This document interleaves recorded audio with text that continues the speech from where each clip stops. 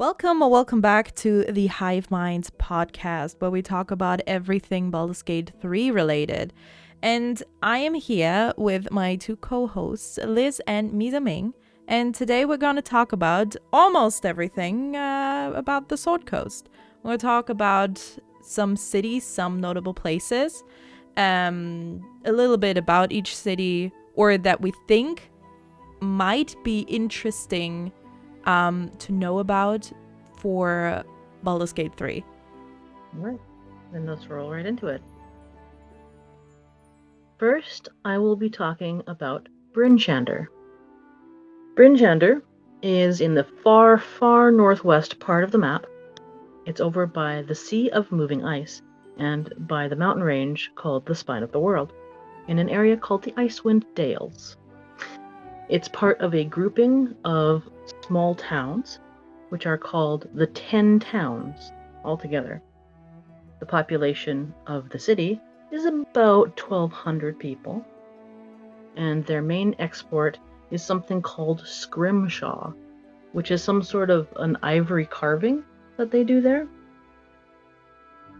People of note from that city would be a human woman named Duvessa Shane.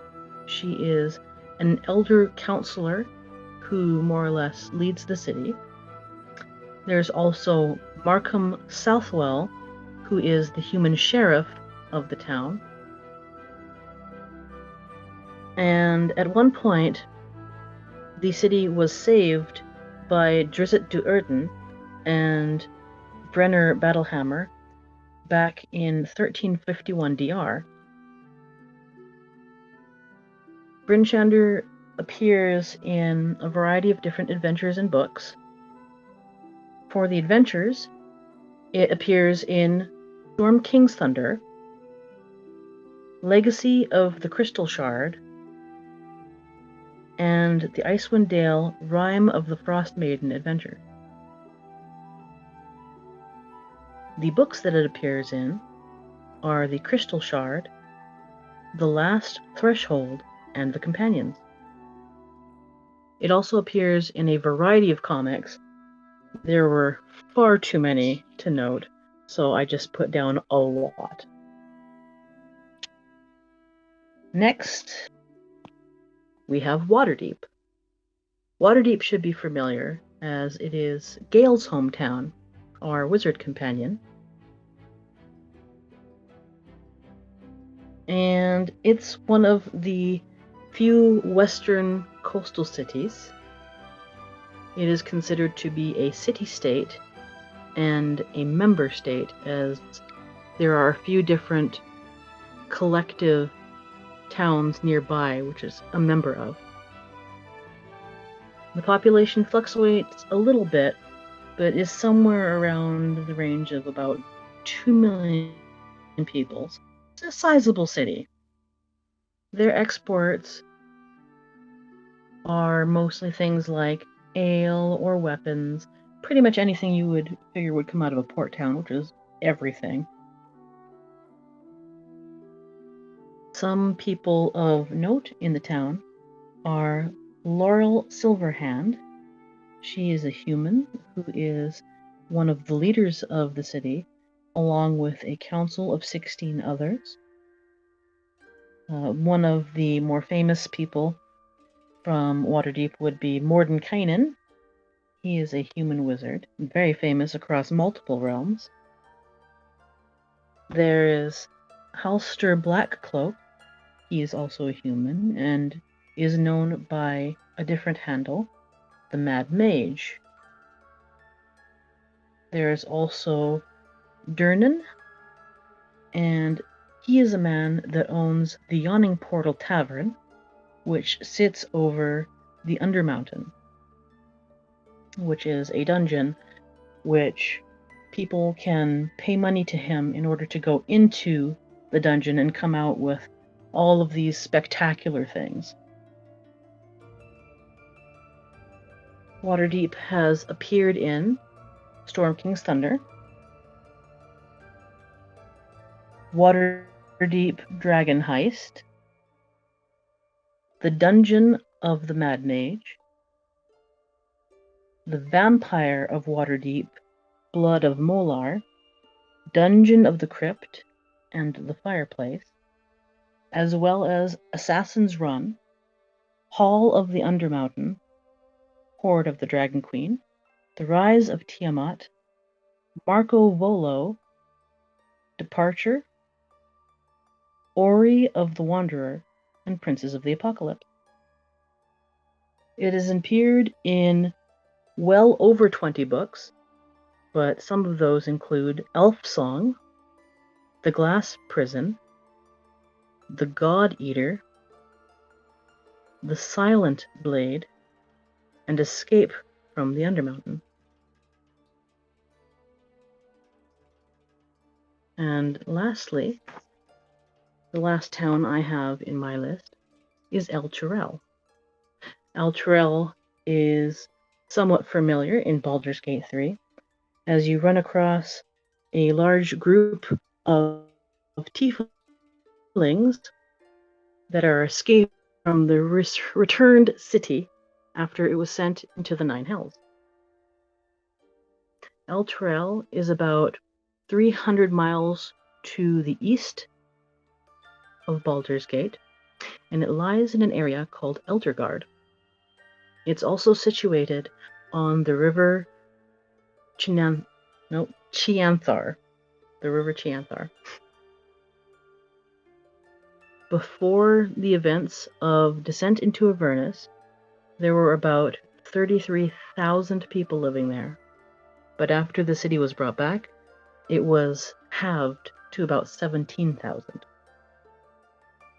The main exports of the town were livestock and animal products like cheese, wool, meat, and leathers. A few people of note would be Thavius Krieg, a human who was in control of the city most recently, but fled before the city was taken into Avernus. Onthar Froom, who was a human paladin, and Chandril Chesser, who was a human spellcaster. The city also appeared in the adventures Baldur's Gate, Descent into Avernus, and Hoard of the Dragon Queen, as well as a few books such as King Pinch, Realms of Infamy Gallows Day, and Timora's Luck. The city was pulled into Avernus by Zariel in 1492 DR, after the leader, Thavius Krieg, made a deal with her about 50 years earlier in order to get rid of a number of vampires that were plaguing the town. In the adventure Descent into Avernus, as an adventuring party, you can bring the city back, as well as save one of the dukes of Baldur's Gate, Older Ravengard, who was lured there by Krieg as part of a political move by one of the other dukes, Thamelo Valampur. And that covers my section. All right, so I won't talk about as many cities as Mizu, but I will talk about a couple different ones, and I'll go into like where they're located and then some of their history more than anything else. And the first one I'm going to talk about is... Sorry, I had to pause my music. Anyway, the first one I'm going to talk about is Neverwinter, which is also called the City of Skilled Hands and the Jewel of the North. It is relatively north up on the Sword Coast, but it is south of Luskan. But it is north of a place called Helm's Hold, which is just like kind of a fort monastery place for followers of Helm. It's north of a place called Thornhold, which is a dwarven stone fort, and then even more north of Waterdeep. So those are the main places between Neverwinter and Waterdeep. It's part of the Lord's Alliance, as many cities in this area are. And some of its biggest historical events were in 1372 was the Wailing Death, which was a really terrible plague that started in the Beggar's Nest. So the Wailing Death happened in 1372, and that was a plague caused by the Cult of the Eye, which was basically trying to weaken Neverwinter. The ruler at the time was a man named Nashir Allegandor. He petitioned the Blackstaff out of Waterdeep, actually, to come up with a cure. And then it turned out like the people who were like, sorry, this is the entire plot of Neverwinter Nights 1, the video game, which is why I know so much about it, because I've played that video game so many times. But yeah, so spoiler alerts for anybody who hasn't played Neverwinter Nights 1. Sorry. The Wailing Death happens. It's very tragic, but it basically damages the city a lot because so many people died, and it really made a lot of people like lose their trust in the powers that be, even though the hero of Neverwinter, which is who you play as in the game, managed to stop it and managed to do all sorts of other things. But then, like, Luskin tried to attack, and there was a lot that went on. And then in 1385, this is something that kind of happened everywhere. It was the Spell Plague, and that was caused by Mistra being assassinated.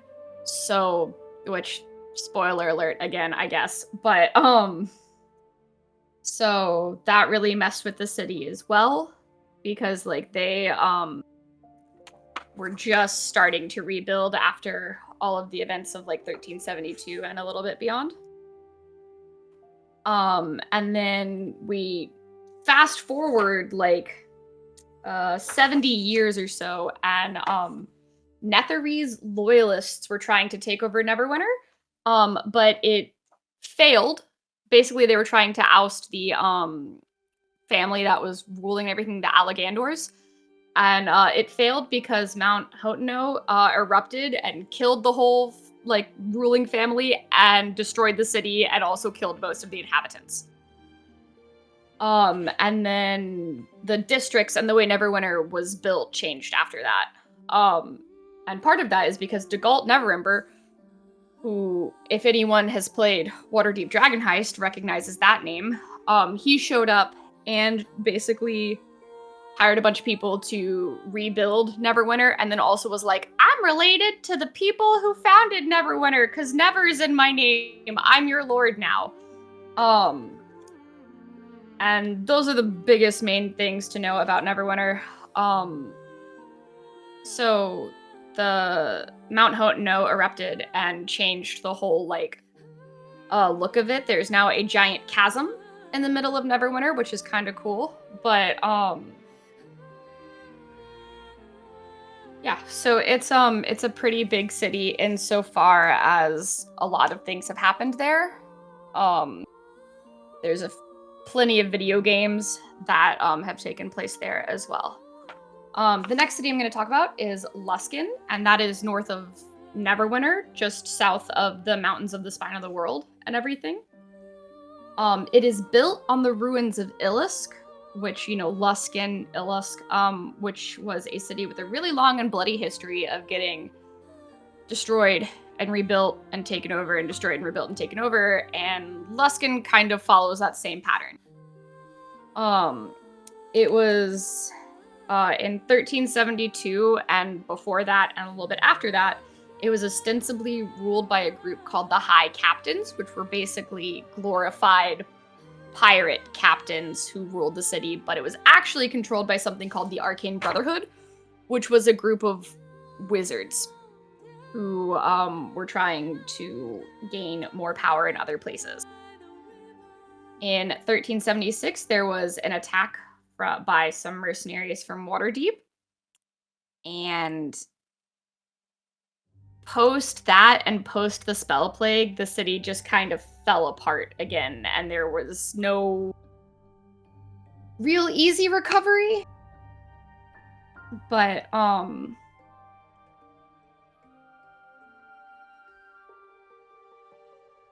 Sorry, I just coughed so badly. Anyway, No. anyway, yeah, so Luskan is mostly known for being a port city that's basically just run by gangs. Happy place. And then the last city that I'm going to talk about is, and if I'm saying it wrong or I'm saying it with the dumbest accent, feel free to correct me, but I'm going for it.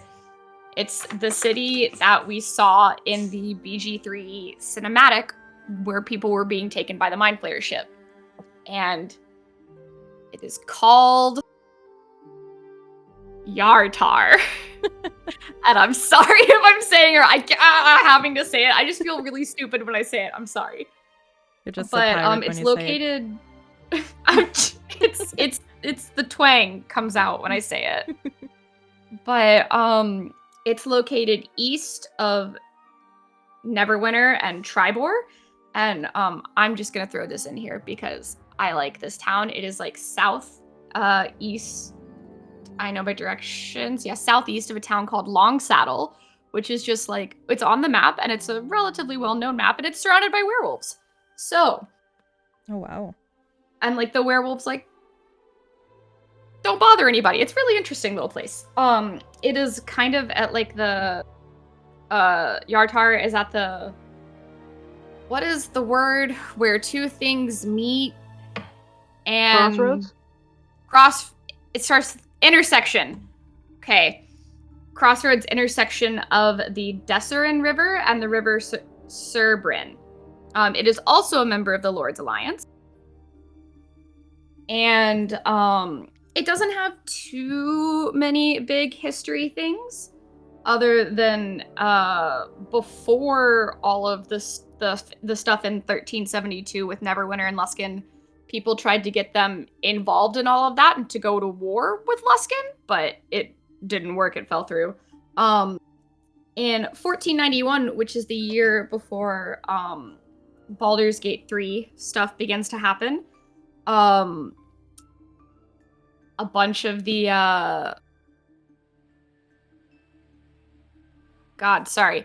a bunch of Yartarans is what they're called. So people who lived there, citizens, Yartarans, were abducted by elemental cults. So to be, sacrificed. Mostly like, poor people and drunk people, but still not great. And then a year later is when we saw the Nautiloid flying over and abducting people and being assaulted by the Gith and the dragons. A couple things of note about this city, though, is that it has always been a really vibrant and bustling trade city, and because of its position on the rivers, because of its positions on the rivers, their main exports are, of course, different kinds of fish like crab and eel. And that's all I got. Nice. So I only have one city to talk about, but I have a bunch to talk about it because it is Baldurs Gate. And we will probably end up there because the game is called Baldurs Gate. So, Baldurs Gate is also known as the Gate, Grey Harbor, Lochlee, or the City of Blood. It is located on the Sword Coast, of course, and it is south of Waterdeep, north of, and I will butcher this, I think it's called, along the Coastway Road that passes over the Worms Crossing through the outer city and into the gate proper. It is located at a natural bay that formed on the north bank of the river Chiantha, about 40 miles or 64.4 kilometers east from its mouth on the Sea of Swords. The leaders of Baldurs Gate are the Council of Four, the Grand Dukes. They are the governing body of Baldurs Gate, and they are they are elected for life.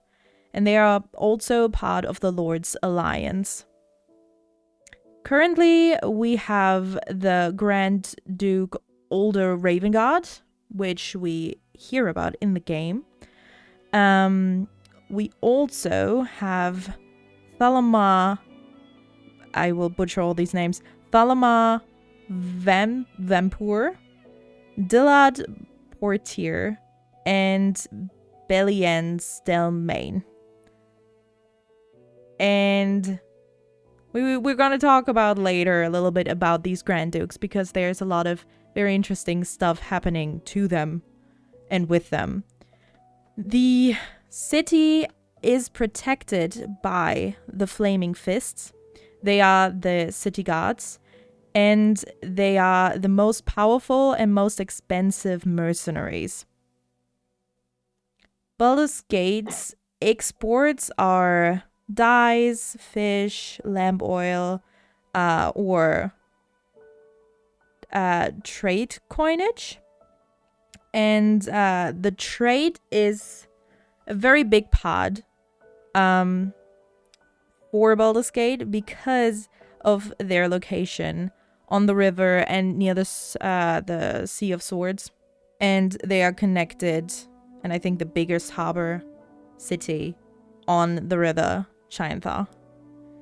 And anyone who is conducting business in a non-harmful manner is welcome to trade in the city. So anybody can trade, even pirates. And a Sembian saying is that whoever holds the gate holds the goods.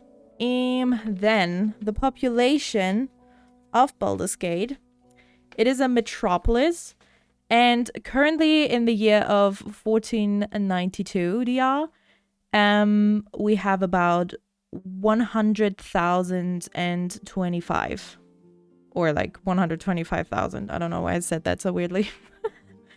Yeah, that's the population. And then we have a few different religions, which is very interesting. So the main ones are Gaunt, Timora, Umberly, Helm, Lithanda, then different cults of the Dead Three, and basically any good or evil religions are tolerated in the city and even have temples and everything.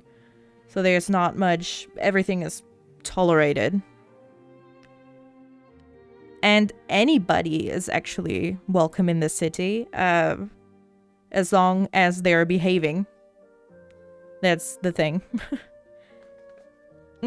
For the history, it's pretty interesting. So long before the land was settled, there was a hill giant who was named Locke, who ruled over the location, and it was called Locke's Fist. And somewhere before 0 DR, after that hill giant died, fishermen settled and named the village Lockley. It turned into a harbor settlement that later would become Baldurs Gate, and it became a well-hidden pirate meeting place, also for scavengers and so-called ghost lighters who were tricking ships. They were looting them and then sailing up the river Shaintha to their secluded haven called Grey Harbor. And because of that, Lockley and Grey Harbor became really well known. Later, the seafaring hero Baldurin returned home to Grey Harbor from a voyage to the far-off continent, Ancrome, and he brought home a lot of great wealth that he got on the journey. And when he came home, he paid for a great granite wall to be built, and yeah, so he could protect his home and the harbor. And he then proceeded to hide the rest of his riches, and apparently it is still hidden in some hidden caches somewhere in Baldurs Gate. But he soon after vanished on another voyage on sea and was never to be found again. And after he vanished,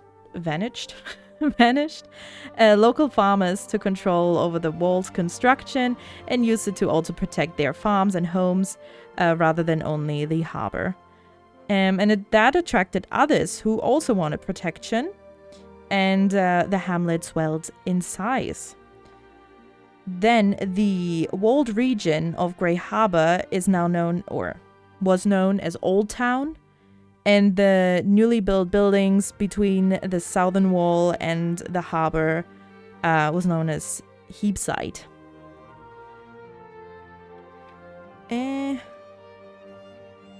Gotta see which... I have so many notes. And in the year of the unblinking eye, in 464... No, 446. I tell you, German numbers are different than English ones. It's always confusing. 446 DR, the settlement became a city widely known as Baldurs Gate, though the name apparently existed already since 300 DR. Now there are different parts of the city. We have the upper city, which is extraordinarily wealthy, and north of the city's oldest walls and the namesake gate. And here mostly noble families live and like very rich, wealthy people. Then the lower city is the southern region of the metropolis between Baldur's Wall and the river Chiantha. And it's housing docks, taverns, inns, temples, etc. The working population, all of that. And then we also have the outer city, which is near Lawless and, let me not butcher this word, impoverished expanse located outside of the city walls. And because there is a rule that no animal bigger than a peacock can get inside the walls, all the livestock and animals bigger than a peacock need to stay outside of the city and will stay in the outer city. Or, they have the stables and cows, sheep, all of that livestock outside of the city. And the streets are scattered around the three entrances of the city. We have the Cliff Gate, the Black Dragon Gate, and the Basilisk Gate, which all then lead into the outer city. And that's all I have for Baldur's Gate, but I also really quickly wanted to talk about the Risen Road, because that's where we are located at in the game. Currently, we can go to the Risen Road. We know that there's a lot of gnolls and a lot of blood and guts scattered around it. And the Risen Road connects El Turel and Baldur's Gate together. So it is also located north of the river Chiantha, which we were also able to see. And many travelers have used the Risen Road to get to Baldur's Gate or to El Turel, but and because of that, because it's known to be a traveler's path, it can be quite dangerous. But there's also apparently many inns, so we might see those, who knows.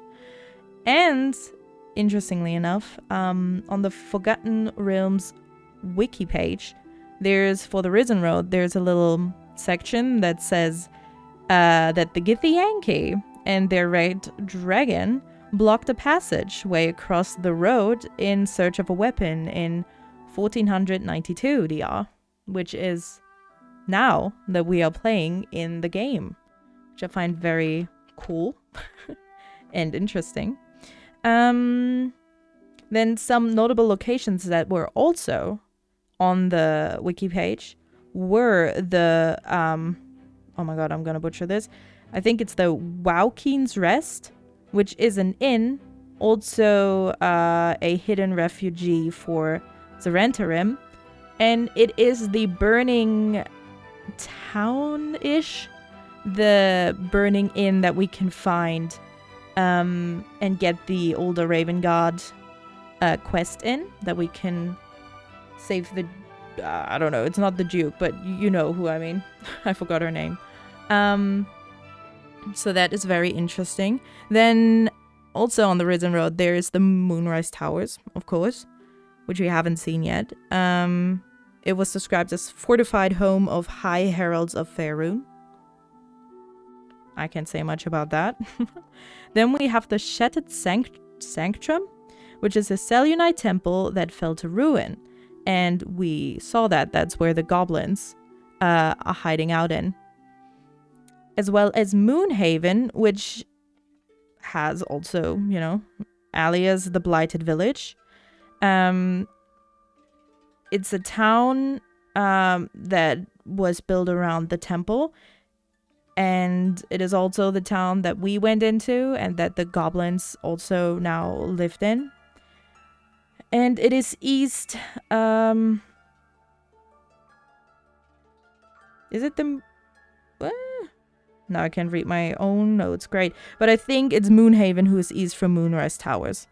And near the borders of Eltugard. And that's all I have to present. And now we're going to talk about what we might... everything we just talked about, kind of, and the game, and how all these cities might connect. Well, it sounds like all of them connect through the Risen Road.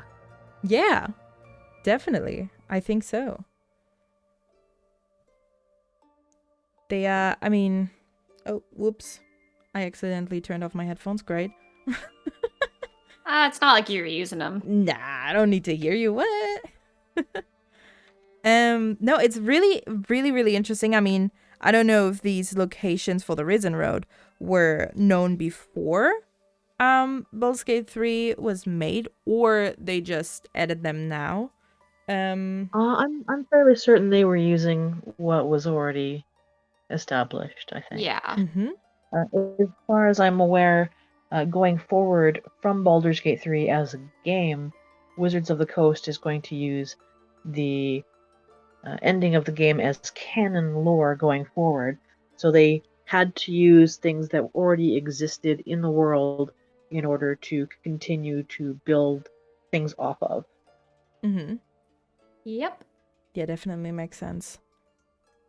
Which is very interesting because, I mean, we are going to probably wander off to Baldur's Gate. Yes.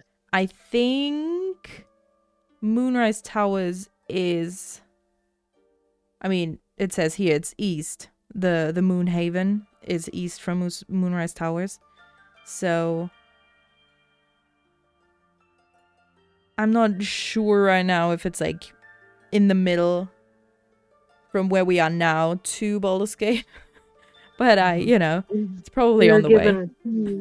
We're given two different ways to even get there. We can go overland over the Risen Road, or we can go under through the Underdark. Mm-hmm. Which one sounds more enjoyable? I don't know. Honestly, the Underdark sounds more enjoyable, honestly. Okay, now enjoyable, I don't mean interesting. Well, I mean, I'm not going to get attacked and ambushed by Shadow Plague cursed creatures. If I go to the Underdark, I'll just have to deal with things like Driders and Mind Flayers and other lesser hook horrors and other beings. Yeah. I've seen some of the things that come out of, like, the darkness and what those are. I would prefer to be in the Underdark than on the Risen Road. I'll go over both, but I prefer the Underdark. Same. I will go both. I mean, both are very scary, I gotta say. Yeah. If you want to get all of the loot and meet all of the people, you have to do both. Yeah, exactly. Yeah. And... yeah. I mean, it's probably easier going on the Risen Road and then running into, like, you know, it's probably gonna be chill for a little bit and then you run into the Shadow Curse, instead of, you drop into the Underdark and boom, there's the oh no, now that word is There, laying on my tongue. The big the things that burrow, the Bullets? like bullets. yeah, that thing too. bullets? No, I meant the, oh my god, my brain can't. Okay, you know what? We're gonna continue talking and I will just yell the word. When it comes back to you, back, just I'm yell. just gonna yell. One thing that popped up in the latest trailer was a Drider that had one of the lamps, who, if I Yeah. recall, is the servant of Minthara, who will probably get taken over the Risen Road if we go that route. Or we can get a broken lamp from Nier down in the Underdark in Grimforge.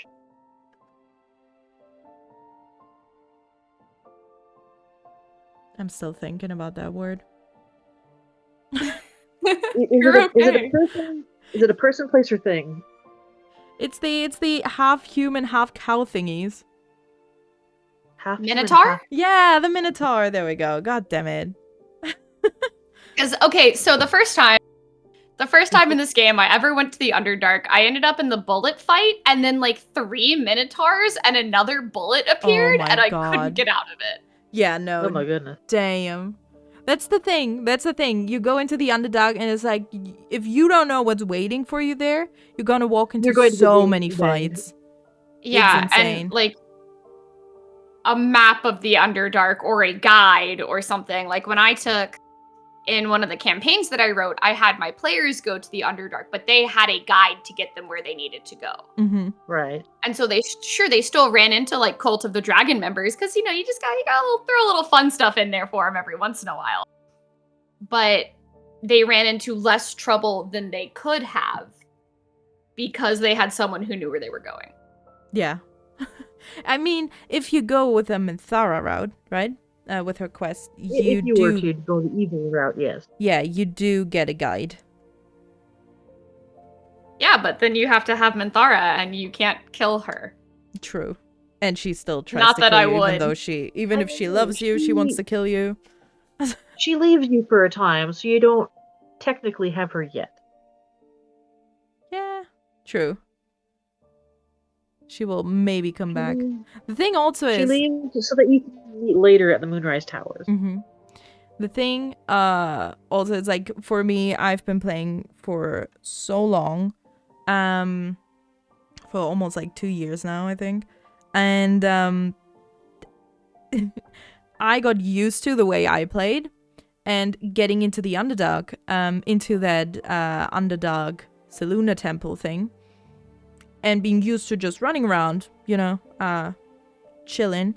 And then with one of the patches, they made a Minotaurus, or Minotaur, Minotaur. run into the gate and search you. The first time that happened, I had a heart attack because that was so scary.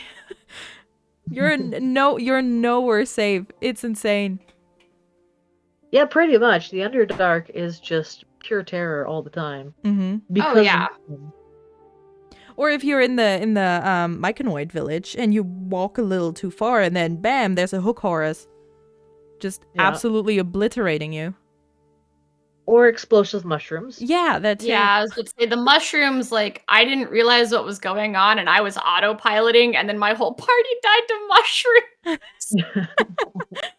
Oh my god. Yeah, I now know what I'm doing in the Underdark. I know where to hide. I know where I can go. Like, also with the beach, Underdark Beach, you just walk there. You're gonna be swamped with zombies. If you do it wrong. There's so many fights, so many dangerous things you could run into. Just in that tiny little area, right? It's insane. And just thinking about people who will just first time players just dropping to the Getting Underdark, obliterated. being absolutely obliterated, and I'm just being like, I'm gonna go with a Shadow Curse. I'm out of here. I feel like the Shadow Curse must be so much worse, right? Yeah, Yeah. because things that are appearing from the Shadow Curse are partially coming out of the Shadowfell, which is a different realm. And a lot of things there are really scary because it's all Yeah, the about like Shadowfell's depression and sadness and terrible things. Yeah, Shadowfell's pretty fucked up. Oh yeah. Oh god. It's just gonna be. But anyway, so back to talking about Baldur's Gate, the city. Yeah. We don't get sidetracked ever in this podcast. No. Next question. No. I mean, it's important still because that's stuff that's on the Risen Road, which connects everything. Mm-hmm. True. Very true. And we will be on You the know. Risen Road for a long while. But even, where we Yeah. are at now, we have a burning inn. We have gnolls everywhere. We have a nautiloid that crashed. We have a Selûni temple that's run over by goblins and orcs or ogres, trolls, whatever. Ogres. And Ogres. even the little town is run over by them. Yeah. So it's like, damn. Okay, Risen Road is very this dangerous. really do be a combat-intensive D&D campaign, don't Oh, it? and the Githyanki and a goddamn dragon. Yep. Forgot which about that. does happen. Insane. I think before I even touch the Druid village, I want to clear as much of the road as I can, so I know that the refugees aren't going to get totally boned when they leave. Oh yeah. Oh, yeah. Because that could still happen, because Lorien. Oh god, yeah. I could see that. Yeah.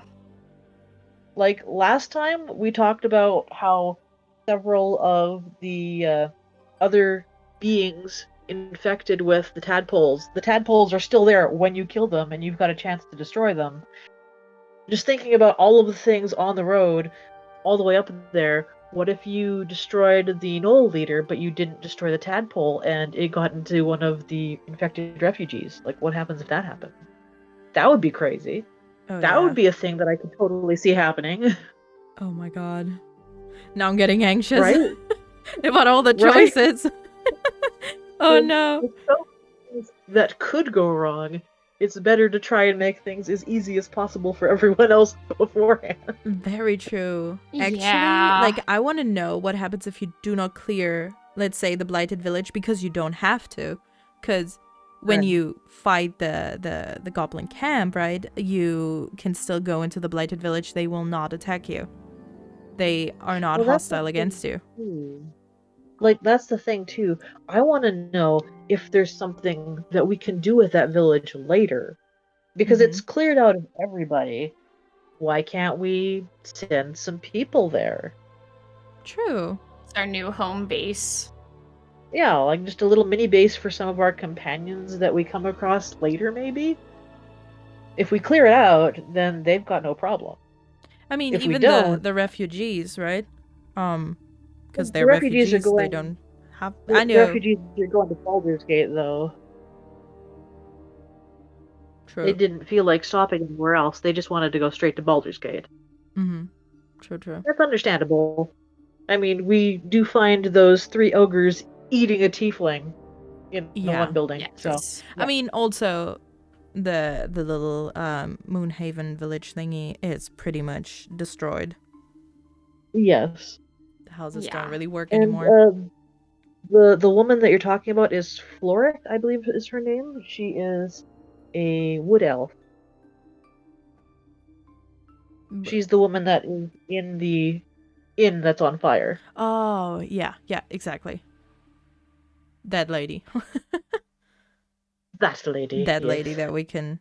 I feel like there's also like a few people we can get, but yeah, we're getting sidetracked again. We would never. Which cities do you guys think we might end up in? Well, definitely Baldur's Gate. 100%. Nah, no, yeah, I don't way. think so. No way. Maybe Elturel. Maybe Elturel. Mm-hmm. Waterdeep would be a pipe dream, but I wouldn't mind going there just to like see where Gale was like hanging out before everything went down. Okay, I have a think that feeling would be we fun might too. actually go to Waterdeep. I don't know how. I mean, It would be cool. if we get to play Lizelle's story, maybe, very big maybe, Yeah. she's getting a red dragon, or we destroy like his rider, and then we can ride the dragon. Who knows? I have no idea. But if we get a Dude, dragon, if we get to ride the dragon, this is gonna be the best game. yeah, really. But Yeah. then we could travel so much faster. Well, Then we another really thing could about- go anywhere. Yeah, like who knows? We could go, or maybe who knows? The Mad Mage might be like, "Boosh, come to me." Yeah, that's the thing though about the Mad Mage, because like we know from some offhanded comments from Gale and from like the Hag that Gale knows Mad Mage. He left his Trissum cat with him, Mm-hmm. so he expects at the very least he'll take care of the cat. So he knows him. And then the Hag said that he was an apprentice of the Mad Mage, which is also a thing that happens every once in a while. A wizard will be an apprentice to him. Mm-hmm. And Kresh Clear, where Lizelle comes from, is accessible through the Undermountain in Waterdeep. So like there's a lot of different things that could go back and forth, and we could go there. And that would make sense because we also get the crash key or the crash map, something like that. Yeah. And we kind of But it's a long, long way from Baldur's Gate and where we're at. maybe we can. Which, I mean, if there's like a teleportation circle that we somehow end up with access to, that would probably be one of the most feasible ways to get there. We have. I mean, Which we would probably get through Baldur's Gate. Yeah. maybe, yeah. If Gale has. But some other than that, connections I doubt we'll go any further north than Waterdeep. There's a Mhm. lot of, unless for some odd reason we end up in my favorite city, Yartar again. Because that's where the cinematic was. But I don't really see reason for that, unless it's like a flashback or some shit. Yeah, Right. I don't think so either. Because they also, I mean, there's so many places we have to go to, and we only Yeah. have 3 acts. So I'm Yeah. like, Right, "Nah." but right now we only have a modified version of Act 1. It's way bigger. Oh We yeah. don't even know how much of Act 1 we have access to. If you actually could get only to have go access to Not Baldur's Gate enough. in Act 1. Just kidding, Larry, and I respect you. Like, we tolerate might only you. have access to half of the first act, or even less than that. We have no idea. Very true. Very And that interesting. alone, you could spend anywhere from 25 hours to 100 hours just exploring what we currently have. So, like, it's huge, and there is a lot to do. There are layers. Mm-hmm.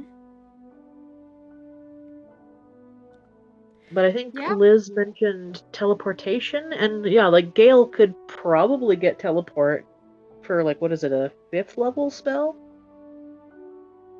Something like that? I think it's higher than Might be. I mean, and then you could just teleport is anywhere?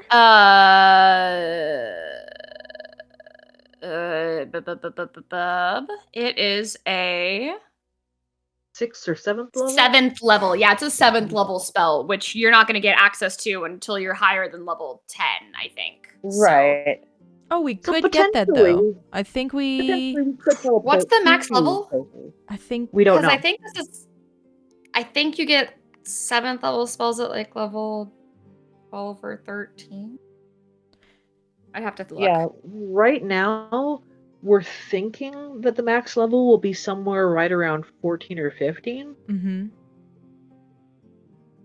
Man, sorcerers who have the dragon Dragon blood? background for their powers are going to be able to get wings if they're level 14. Just wanted Ooh. all of y'all to know that. That's. I so ended a cool. campaign at level 12 because of that. Be like, nope. Also 7th level spells for wizards first show up at level 13. Okay, yeah. That's when you get your first 7th level spell slot. Then yeah, it would make sense that we're right around level 14 or so. Damn. Yeah, maybe. And I already know... Bards can get teleport? Good Oh, yeah. God. Oh, yeah. I forgot about that. Oh, damn. Love that. But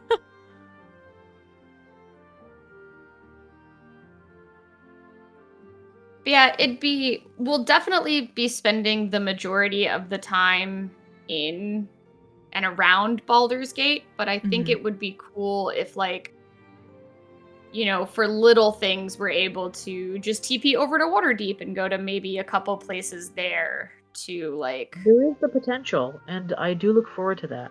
Yeah, I at least if we only gonna get one big city, which I respect, because that takes a lot of time to build, to make all the cinematics and, everything that goes into that. But I really want to see some little villages, some inns along the Risen Road, or, places to stay in, just for the feeling, right? To make it feel more alive.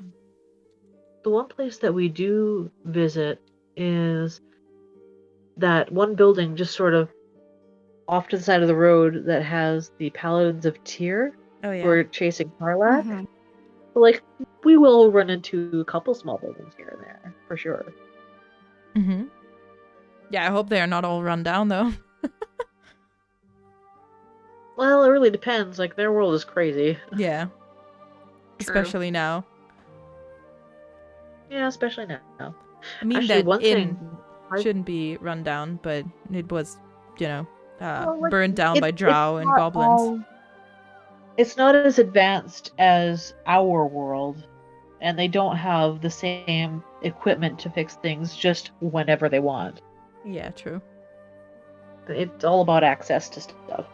But one thing that you were saying when you were talking about Waterdeep that surprised me, or not Waterdeep, sorry, Baldur's Gate, that surprised me, was how few people actually live there.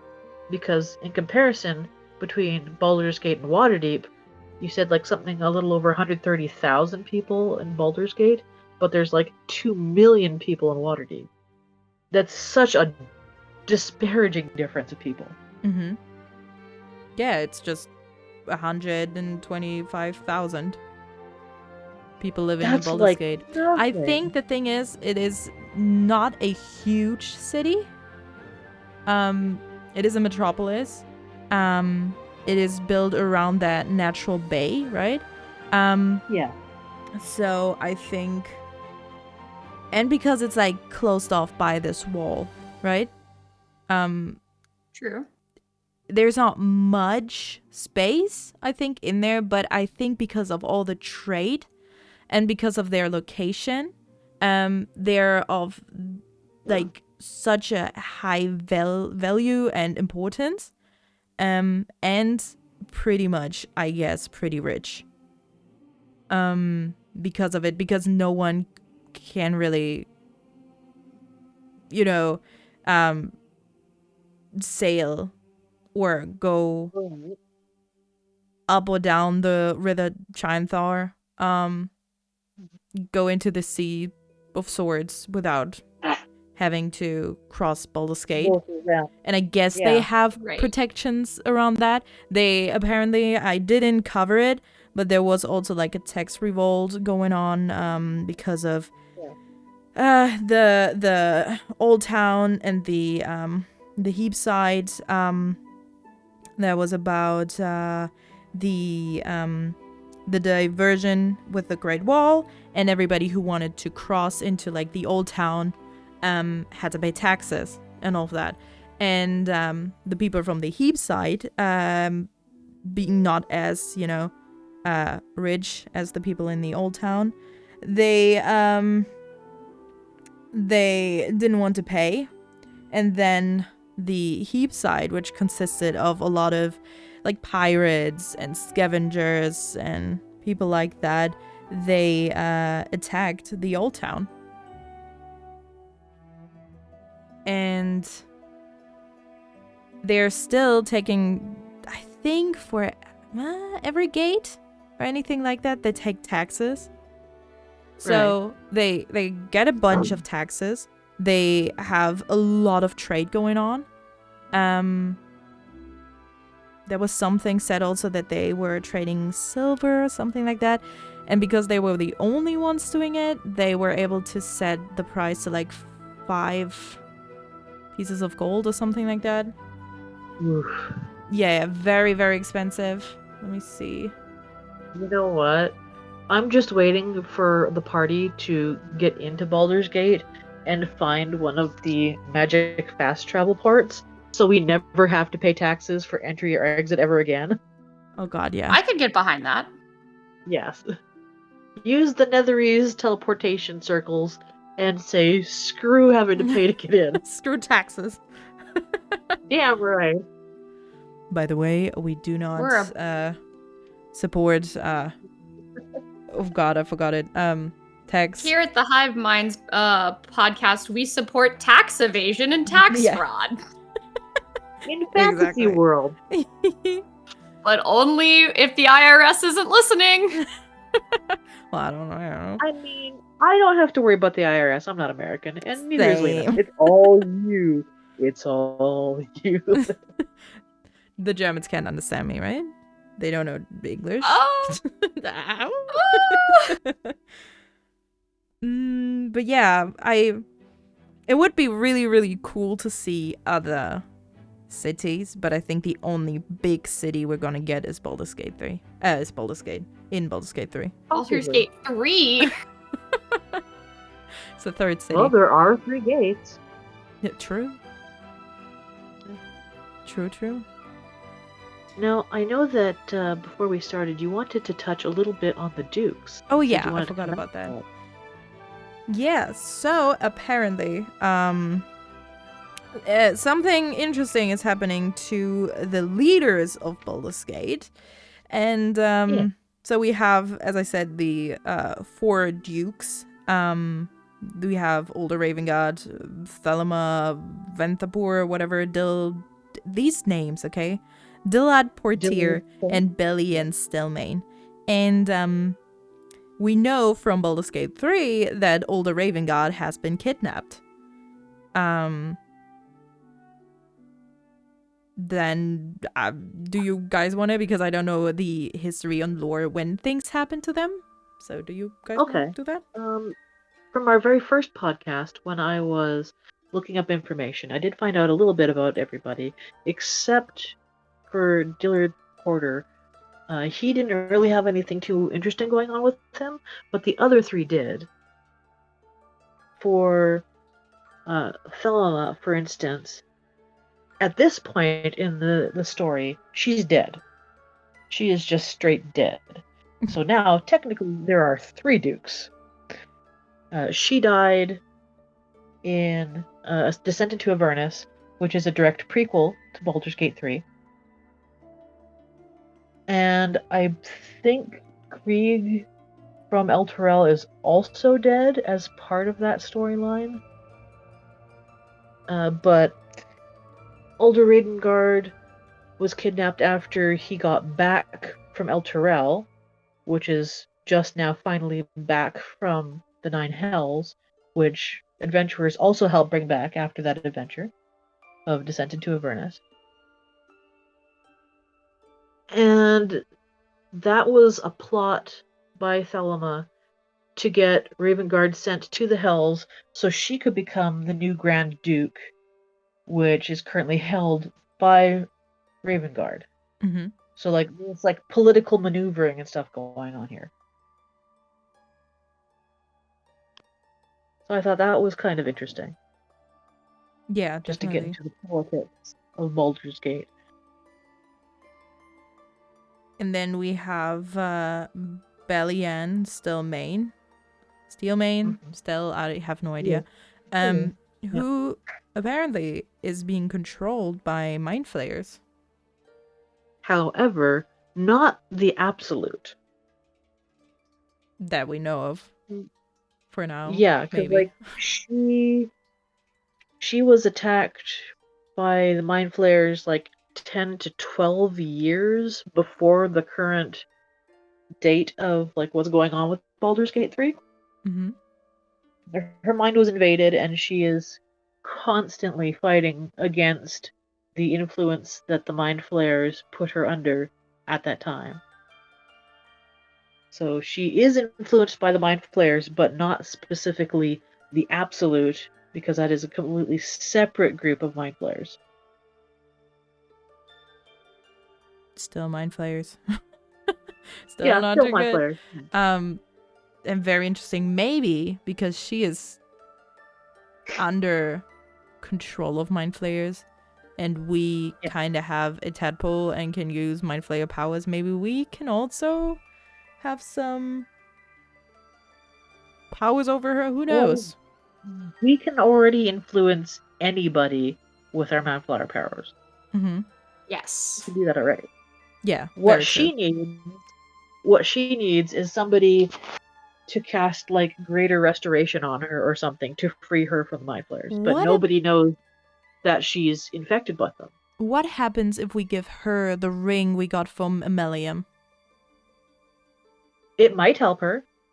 Because that one is supposed to get those effects off of It's her, supposed right? to help heal the mind. Yeah.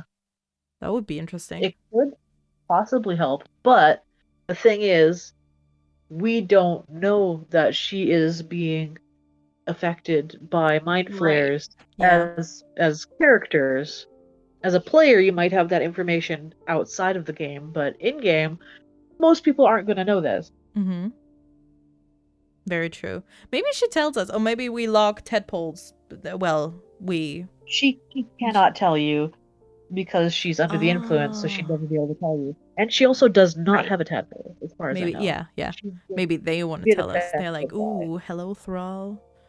Bro. Yeah. I see you. I don't know. That's how things work, right? Mind flayers. Something like that. Damn. I see you. Oh my god. All right, well then I have a question for you two. Mm-hmm. What are some of the places in Baldur's Gate that you are most looking forward to going to? Wherever Kazdor lives, so we can beat the shit out of him. Yes, exactly. That's what I wanted to say. That would be in the southeastern part of town. I want to kick his ass. I mean, yeah, basically where he is, because I'm ready to beat the shit out of him at given, just like whenever we're told to, we'll do it. Yes, exactly. That is, I'm looking forward to that so much. I'm also very much looking forward to a tavern and an inn and just maybe celebrating with our companions. Taking like a day off. Maybe a possible second romance there. Who knows? Oh yeah. Then it'll be like the Citadel DLC, That was such a good DLC. Exactly. We just get Citadel DLC again. I don't know that, but it sounds good. So yes. So after Mass Effect 3 ended, and everyone hated it. They released the Citadel DLC as an apology. That's not actually what happened, but that is also definitely what happened. Okay. I mean, less than a third of the people actually played the game who complained. Just straight up, they told us less than a third of the people who complained actually played. And frankly, I thought it was fine. The original, like the one before the one that's like the ending now, basically. I found it to be just perfectly fine. I had nice. no problems with it. That sounds good. I still have to play it. I can't say anything. Yeah, nope. But getting back on topic. Yeah, exactly. And I'm looking forward to the Shah worshippers in town because of Shadowheart, because I want to know what the hell is happening with her. I want to know if she gets her memories back, if she will abandon them for us, if, whatever happens. We talked about that in the first episode, if you guys want to check it out. I'm not going to get too deep into it. And then also I forgot. Was it Iron Fists or Iron something something? The gnomes from the Underdark when you save them. Yes, the Iron Fist. Yeah. I'm interested to see what they're doing with the smoke powder stuff that they have. Okay. Maybe we can steal it and use it against Cazador and just blow his ass up. I mean, if you go and you steal the whole barrel from Philomena, you've got that. Yeah. I want more. I want to send him to a different realm. I mean, with a barrel, you're going to. You could blow up the whole rock wall with a couple little vials. A whole barrel is going to set the crypts on fire. Oof. You know, sometimes accidents happen. Yeah. You gotta be well out of there if you're gonna, like, I'm gonna use blow the up barrel. the whole city of Baldur's Gate. You pretty much could, yeah. Oh my god. What else? What else am I excited to see? I haven't told you about what I'm excited to see. Oh yeah, go ahead. So in the north part of the city, there is a bakery that I know about. Ooh. And the woman who runs the bakery is a terrible gossip. And because I know she's a terrible gossip, nobody messes with her. I want to go and try to get all the information out of her that I can. Because I know she's going to have some juicy tidbits about everything going on in the city. That's actually amazing. I'm thinking practically. That is such a good tip as well. Yeah. Like everybody's who's watching this podcast is now, oh my god. I gotta get all the information from her. She has pastries, they're not too expensive, and she gossips like crazy. That's really good, actually. Another place that I'm interested in seeing is the bank. Which is, which you can see, like, when you go through the dreams and whatever else. It's this really big building just over by the docks. And I think it would be rather interesting to see what's going on there. Because, like, there's a criminal syndicate that owns the bank. Mm-hmm. So it'd be kind of interesting to see what's going on in that area. I'm sure it's completely legitimate, whatever it is. Oh yeah, it's a completely legitimate business owned by a dwarf. So legitimate. Part of crime. But yeah, you know, isn't every bank owned by that? Essentially. I mean, from to the news recently from California, yeah. Yeah. From what I have, found out about the city, I wouldn't be surprised because they are okay with everything as long as it's peaceful. Yeah. They don't really care. There's everything. Yeah, the bank is owned by a dwarf who is part of a criminal syndicate. Oh, yeah. See, it's a little bit of evil, a little bit of murder worship and stuff. Yeah, you know, like, fine. As long as the evil isn't hurting other people, evil's fine, you know? As long as you're not stealing, it's okay. I think the guy is lawful evil, so yeah, it's on the level. It's the same as demons and devils and stuff. Well, not demons, but devils.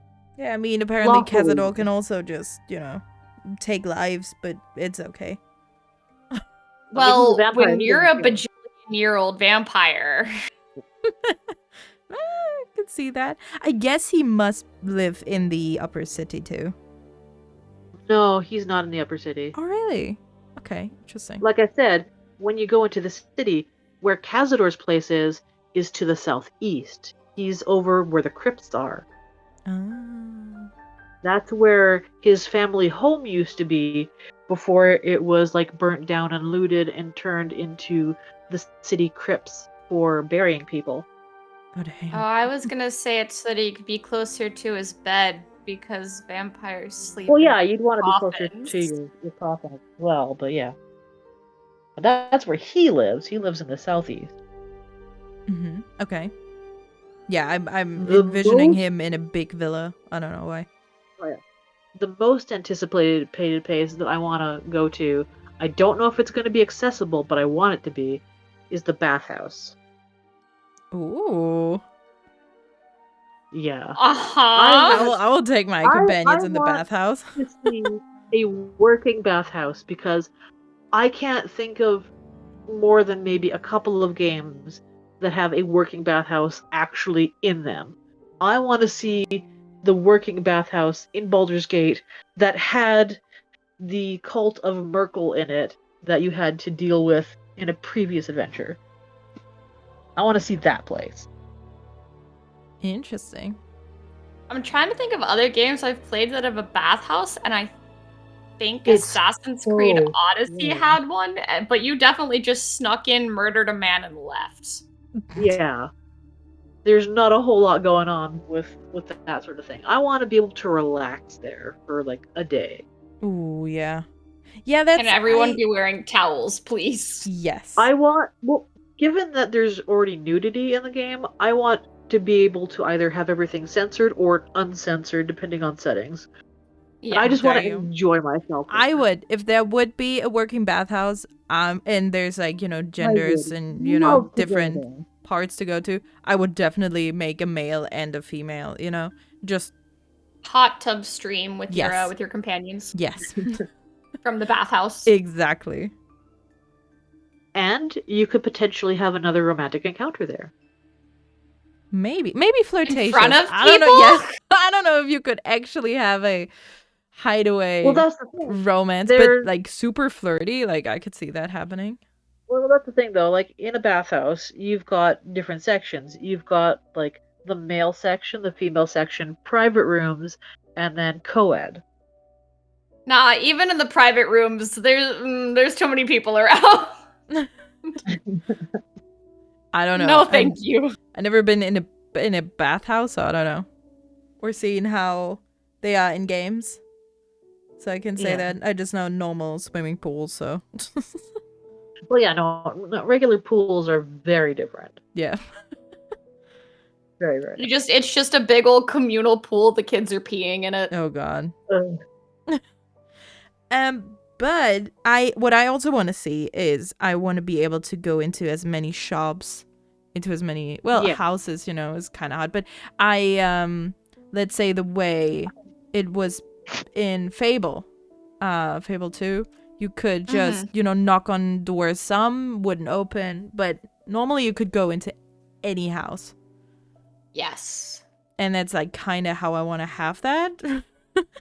Well, that leads into my next thing, where depending on some of the things you do in the game prior to getting to the city, there's the potential of some of the tieflings. Where did they end up if they actually make it to the city?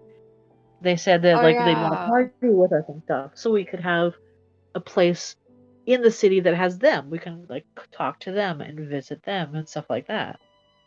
And I there would was love one that. couple that wanted a cat. Yeah, I hope there was I the one hope couple. that they actually get a place Yeah. in this city and they don't end up in the outer city, which I Yeah. can see maybe happening more because they don't have It might be much. forced to be out there. Yeah. Yeah, because when you I tell them hope- like pay me, okay. they give you like very little, right?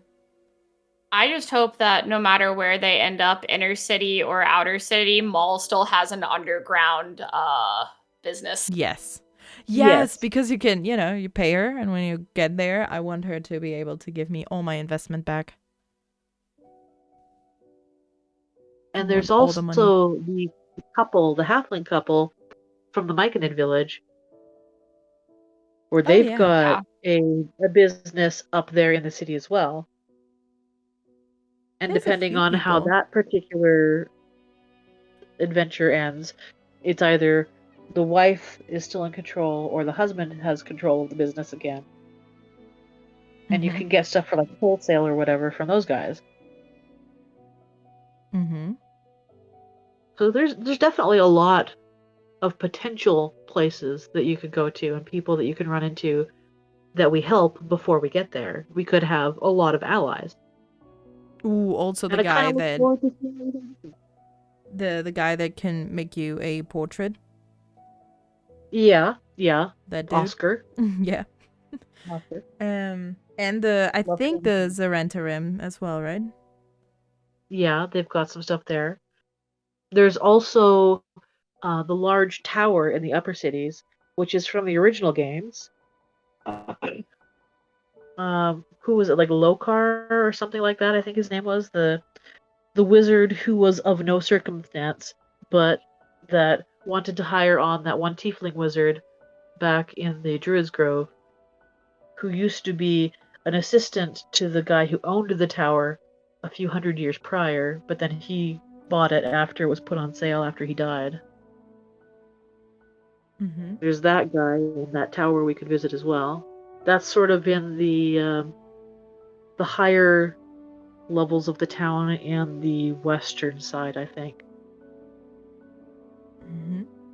I don't know. I have not much knowledge about all of this, but I'm very excited to see the city, one in Baldurs Gate 3, and I still want to play Baldur's Gate 1 and 2 before playing Baldur's Gate 3. So I have, at the point of recording this, I don't have much information. The only thing that I have are my notes, what you guys told me. But I'm so excited to get into the city and explore. And as you said, I feel like we're gonna have a lot of allies in this city. It's going to be amazing. It is. I can't wait. Do you guys have anything else you want to add or say or talk about? I mean, we could good. talk more in depth about any of the cities along the road at any point.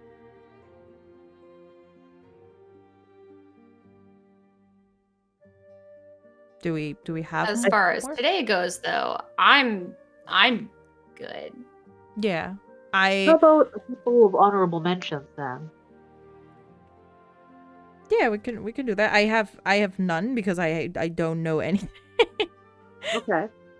Well Well then, from the game itself, from things that we've heard from different characters, Menzoberranzan would be an honorable mention, which is the Drow city in the Underdark.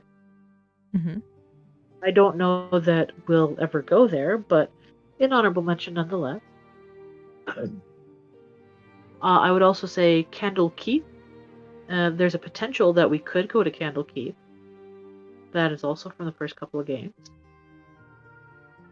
I think it's a library, right? I don't know. One fascinating thing I just looked at is apparently Waterdeep Dragon Heist takes place at the same time as Baldur's Gate 3. Interesting. Okay. Oh. 1492. So we're definitely Same year. So there's a at the chance very we're least. probably not going to go to Waterdeep then if Dragon Heist is happening at the same time. But that also means we won't see any of the people from Dragon Heist either. Mm-hmm. Maybe. I mean, it's the same Unless, year, but not necessarily you know. the same day. Well, Dragon Heist takes place over a season, at least. Right. What season So. does it take place in? Depends, because what season you pick determines who the bad guy of the campaign is. Oh, Gotcha, okay. Interesting. Well, from what we can mostly tell about Baldur's Gate 3, it appears to be somewhere between spring and summer. That's Yeah. the time frame that we're working with right now in the game. Yes. I think so. Looks like it. Okay. Anything else? I'm good. I'm good too. As I said, sadly don't have much to mention here. I'm the noob of the group. So I guess that's it then for now. Yeah, I would say so. That was really nice. I thank you guys, right? I really enjoyed that. And for everyone watching, if you have any lore, any history, any fun fact about the cities we talked about, or any city you wanna just, let everybody know who knows, just drop a comment. And yeah, thanks so much for watching and listening. And we're gonna be here the next month with another very interesting topic and geeking out about Baldur's Gate 3. So thank you guys so much. Don't forget to, like, comment, and subscribe so you do not miss another episode. We do drop these once a month, and if you like and comment, other people can see them too. And with that, I would say thank you so much for watching, and until the next one, bye bye. Bye. Bye.